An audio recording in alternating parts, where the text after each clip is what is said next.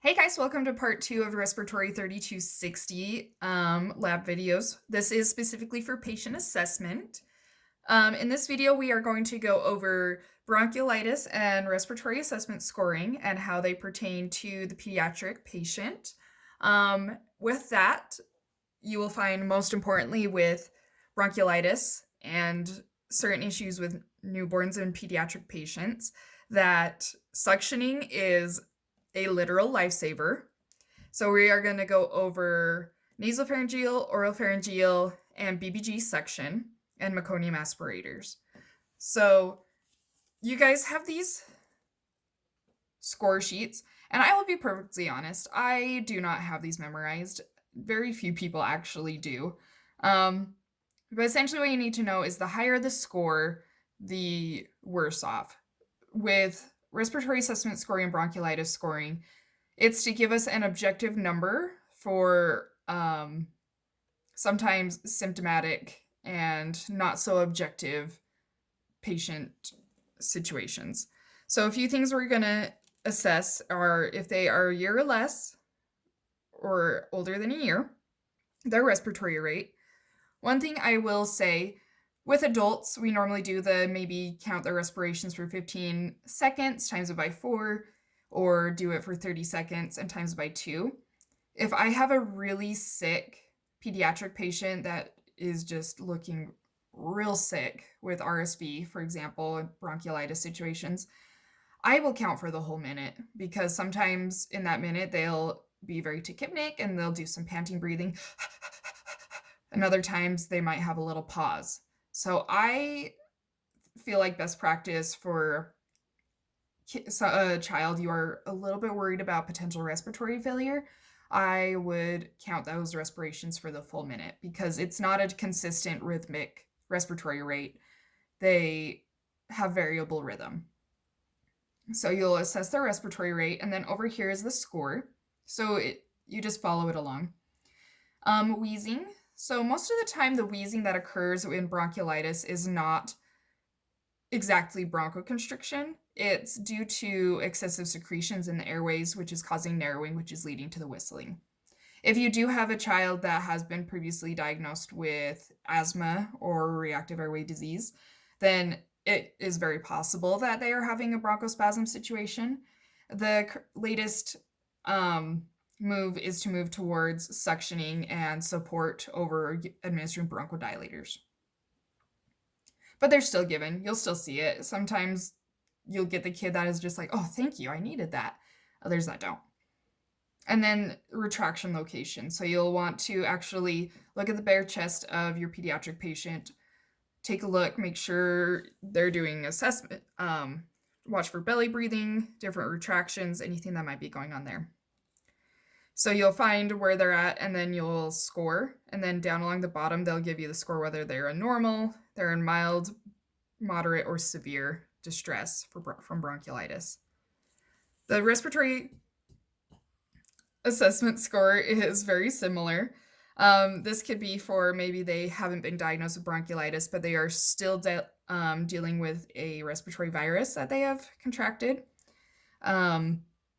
And this one also includes how much oxygen they're on, the retractions, breath sounds. This is kind of just a more broad version, the RAS, the respiratory assessment score, of the baby or child's actual respiratory status. These are both used mostly in the pediatric world than in the neonate world, and they are great tools for following assessment and tracking. And it kind of gives a good guideline so that everyone is still on the same page. So with that, some of the best ways to suction. This is Allie's 2 cents on the subject. If you have a kid in the ER and they haven't had a good deep suction, I prefer an 8 or 10 French suction catheter. With this, best practice I found is to warm it up in your hand, get saline,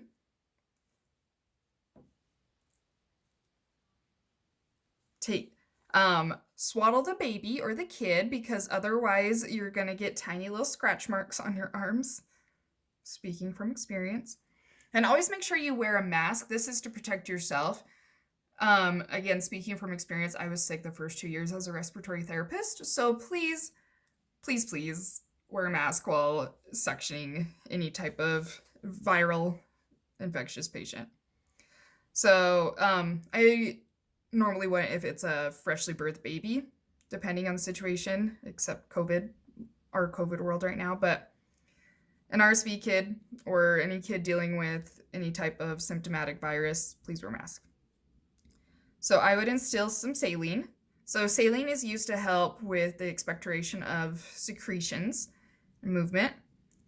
Then after swaddling the child, I used my wrists to kind of hold their head because at least my hands are a little bit padded right here so that it didn't hurt the baby or the kid.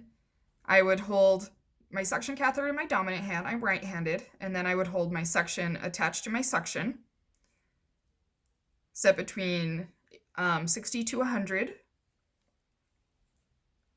And then I would go in, and you don't want to force it in.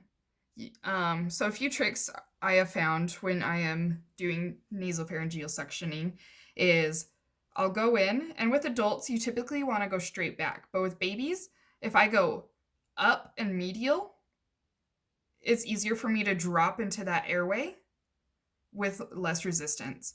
A few other things I'll do is I'll twist my catheter gently. If I meet resistance, I just twist it to help guide the direction. Because you don't want to take, again, how I would tell you guys, take some pride in your work. You don't want to be the RT that causes a bloody massacre, so be gentle. So twist it, and then if you position kind of straight up or up and medial, that's one of the best practices to get into that little hole to drop into the pharynx, to which you can then, once you don't have resistance, go down until the baby coughs, apply suction, and withdraw. Another thing with deep suctioning, you'll sometimes hear it called deep suctioning with a catheter. You don't want to do it if you have a kid admitted. You don't want to do it all the time. It can cause mucosal trauma, which can then cause more secretions, and then you end up backpedaling. You want to move to my best friend, the BBG. So this is a BBG. Sometimes people call it a baby booger getter. It's my favorite. So again, I actually hold this in my non-dominant hand, and I hold my saline in my dominant. Think of it as a non-invasive form of suctioning that is just as beneficial. So you'll instill your saline, you'll apply it to the nair and apply suction. And again, I do a thing called the around the world, where I will go different directions because some of those secretions will hide. And then I also like to put in saline in the opposite nair so that it flushes up and around the nair and out. And then I'll do it to the other side. And then you can watch as the secretions come through here. This is one of my favorite pieces of equipment for working pediatrics. It does a lot of good with less harm than you would normally think. If you have an intubated baby, these are what you will use for oral pharyngeal care or oral care. They're just very soft. They have some holes to help with suction. This end attaches to your suction, and then you can just use it to suction the back of the throat, make sure their mouth is clean, help prevent pneumonia, help prevent thrush. Just be careful and make sure that you get their mouth clean because you want to make sure your baby's taken the best care of. You can take care of them. The last suction piece of equipment I want to show you guys is called a meconium aspirator.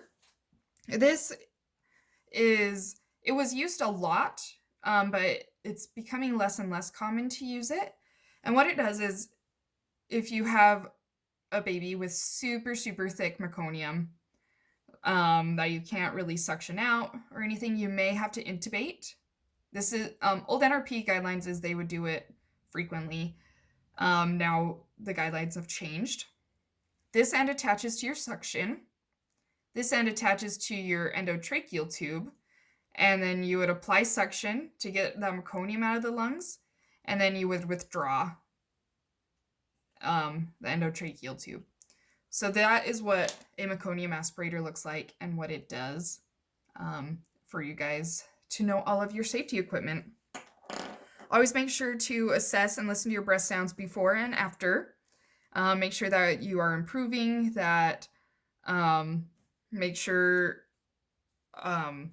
you get them cleared out. We have a good clean airway, and they are back into a safe position and in a comfortable place. So that is suctioning and bronchiolitis and RAS assessment. Okay, part 3 is coming up. Thanks, guys.